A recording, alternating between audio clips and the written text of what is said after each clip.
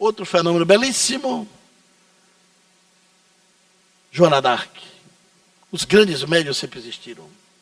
Não só os apóstolos foram grandes médiuns, como Joseph Smith, Maomé e Joana d'Arc também. Jovem pastora, nascida em Domremy, uma aldeia pobre da França em 1412.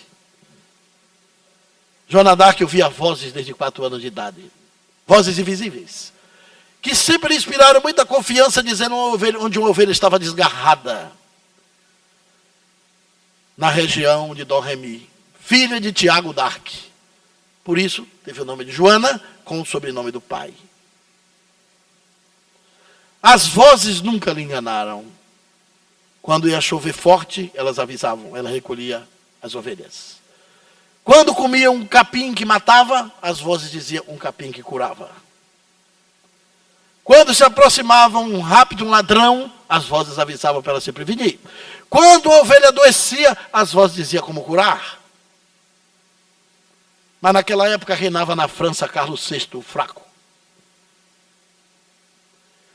cuja corte estava dividido com o poder amoroso de sua irmã, com o rei Henrique V.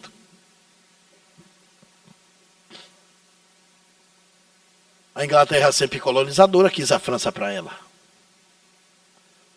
Possuía o exército mais poderoso da época, saqueou e invadiu a França.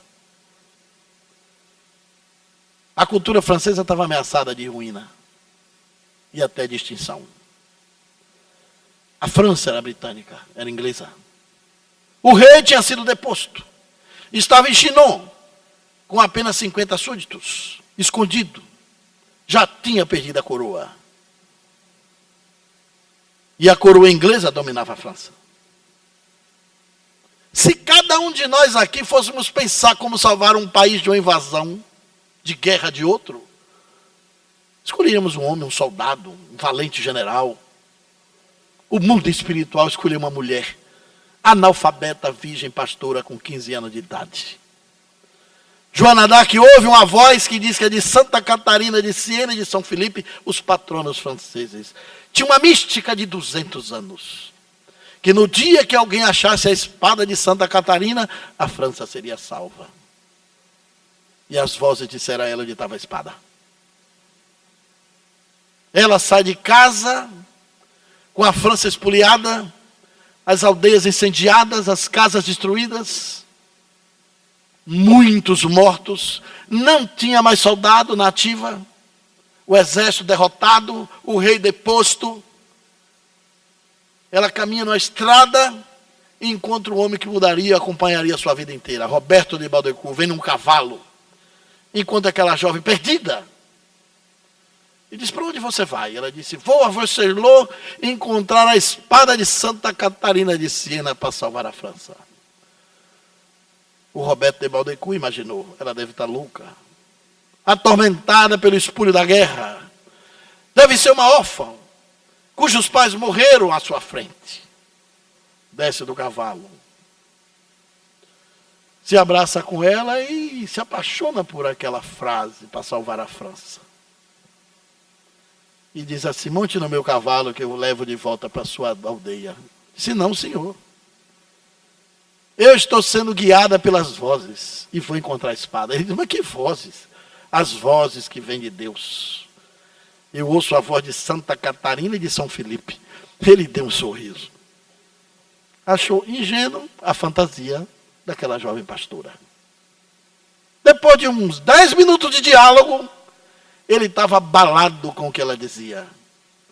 Porque as vozes através dela convenceu ao cavaleiro da corte mudar de rumo. Ao invés de levar ela para casa, para a suposta aldeia, montou no cavalo e foi buscar a espada em Vercellet, na catedral.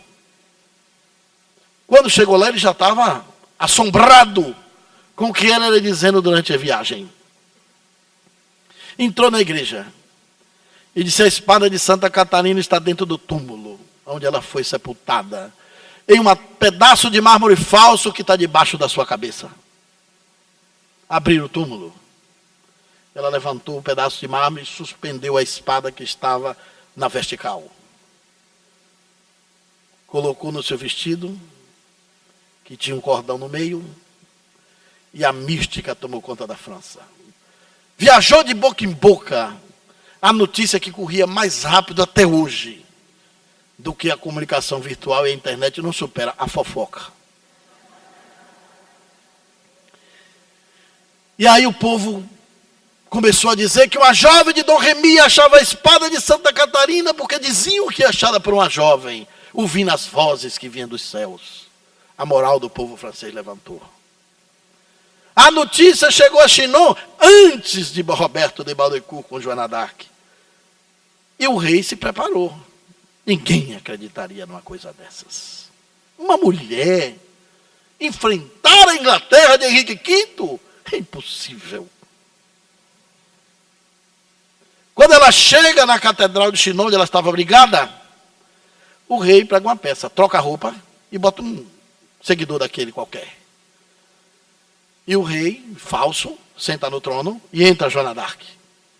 Para ser ridicularizada com a espada na cintura. Se dirige a um homem sentado no trono com um anel no dedo. Ela não conhecia o rei. O rei não conhecia ela, mas era a única jovem que entrava com Roberto na sala. Se dirige ao rei e ele olha para ela, ela se ajoelha diante dele. Você é a jovem de Dom Remy que achou a espada de Santa Catarina e vai libertar a França e devolver a coroa. Ela levanta os olhos. E ele diz, beija a mão do seu rei. Ela se levanta e diz, você não é Carlos VI. Você é o impostor. As vozes me dizem que você só está com as roupas dele. Saiu abrindo as pessoas e achou Carlos VI no cantinho, junto de uma pilastra. Botou o dedo na direção e disse, vós sois Carlos VI e eu vou devolver a coroa da França na sua cabeça. Ela, que deveria sair dali ridicularizada, saiu acompanhada por 6 generais. E começou a montar sua estratégia. E a França inteira apareceu gente para lutar. Um exército de homens jovens que nunca viu armas, nem lanças. Camponeses e idosos. Saíram dos seus esconderijos, dos escombros da França. Formaram o exército de Joana d'Arc. Ela mandou confeccionar uma armadura cor de prata. Botou uma bandeira na lança. E a bandeira estava escrito, pela parte de Deus, Jesus e Maria. Antes de sair para a primeira batalha, ela disse, nós temos que rezar. O general disse, você é louca? Nós vamos matar inglês, tem que rezar. Quem já viu rezar para fazer guerra? Ela disse, temos que rezar e prometer que quando vencermos a batalha, cuidaremos de todos os perigos inimigos. Não torturaremos, não mataremos mais quando eles se renderem. Levou 2 dias para sair a primeira tropa. Porque resistiram para rezar. Só foi quando rezou. Joana d'Arc passou 1 ano e quase 6 meses. Venceu todas as batalhas. As estratégias quem dava eram as vozes. Os generais todos discordavam, mas ela ganhava uma após outra, ganhava uma após outra. Quando chegou na 8ª batalha, não discordaram mais. Há relatos na sua história que é muito conhecida, de generais que estavam em pé do seu lado, e ela gritava, abaixe! E ele dizia, por que eu vou abaixar? Ela empurrava ele, uma bala de canhão passava no meio. Ninguém via de onde vinham essas armas, essa bala, as vozes dizia ela. Quando ela chegou em Orleans, a batalha foi feita na madrugada. Ela acordou a tropa toda, mas a gente não vai atacar 10 horas, não, as vozes estão dizendo que é agora. Porque os ingleses se embriagaram. E surpreendentemente, na Catedral de Reims, ela coroa Carlos VI e devolve o poder à França da sua nação, da sua pátria. Expulsa os ingleses. Ganhou todas as batalhas, com um punhadinho de exército, enfrentando todo o exército inglês armado. Pela mediunidade de audiência, escutando vozes do além. O fenômeno mais extraordinário do Ocidente. Joana d'Arc foi presa.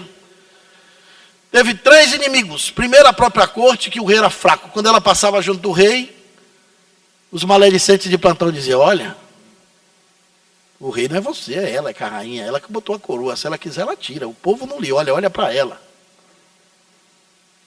A fraqueza da corte deixou Joana d'Arc ser presa. Ela foi traída pelos próprios franceses. Segundo inimigo de Joana d'Arc, poderoso, o Henrique V, desmoralizado. Perder batalha para uma mulher jovem, virgem, pastora, em cima de um cavalo, vencer todos os generais da Inglaterra e derrotar em todas as batalhas suas armas e ainda expulsar da França. Henrique V tinha ódio de morte. Terceiro inimigo de Joana d'Arc, o Vaticano. Os cardeais começaram a falar no ouvido do Papa: olha, essa jovem diz que ouve voz de Deus. O senhor, Papa, é o vigário-geral de Deus na terra.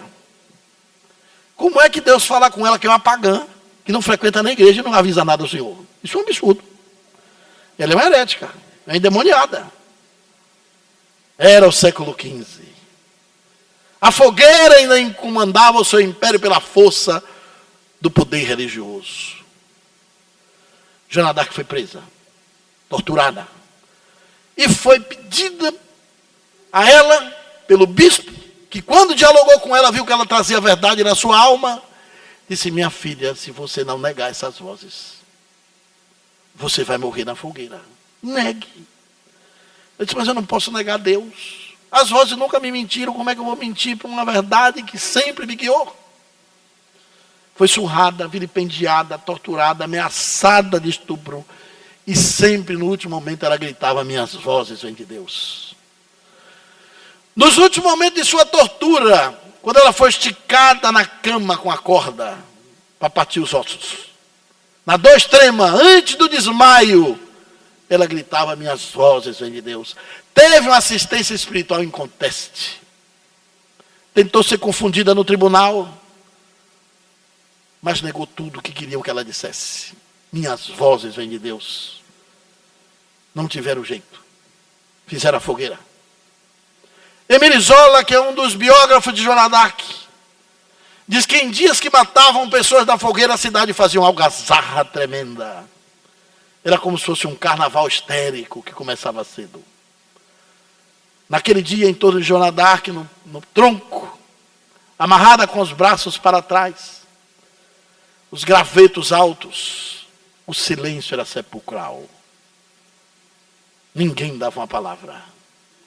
As pessoas atônitas não entendiam. A igreja matava Joana d'Arc por ser herética, por ouvir vozes demoniadas, do demônio. Fizeram o juramento, leram a Bíblia. A fogueira foi acesa mais que uma vez, para que não sobrasse nada. Por isso até hoje ela não tem túmulo. Em Rouen tem uma plaqueta no chão: Joana d'Arc, 1412, 1431. Não sobrou nada além de suas cinzas misturadas com os gravetos queimados. Mas quando as labaredas estavam altas e o seu corpo estava quase invisível dentro da fumaça, ela pediu uma cruz para beijar. Os padres carregavam o crucifixo. Outros rezavam o texto diante da Bíblia, que ainda levou para ela desmentir as vozes no último momento da fogueira. Não tiveram a coragem de dar a cruz para ela beijar. Um jovem transeúnte que assistia atônito à tortura de morte, correu na fogueira mesmo, pegou um graveto, quebrou no meio, amarrou com um cordão de sua roupa, ultrapassou ainda um espaço aberto das chamas e botou dentro do seu vestido. E quando o fogo encobria tudo, ouviu um grito que saiu das chamas: minhas vozes vêm de Deus. O bispo Chinon, que anotava toda a cerimônia, falou para o lado, para um padre, uma frase que o deixaria imortal para sempre: eu tenho a impressão de que nós queimamos uma santa. Levou 500 anos. O Vaticano canonizou Joana d'Arc. 500 anos depois, o fenômeno mediúnico mais extraordinário do Ocidente foi reconhecido como uma coisa legítima, que era divina, que não era do demônio. Joana d'Arc não fazia mais nem questão disso. Já estava na pátria espiritual muito bem. Foi graças à sua mediunidade que a etnia francesa ficou viva. E foi pelo fenômeno mediúnico que a cultura francesa se preparou para receber o espiritismo de Allan Kardec.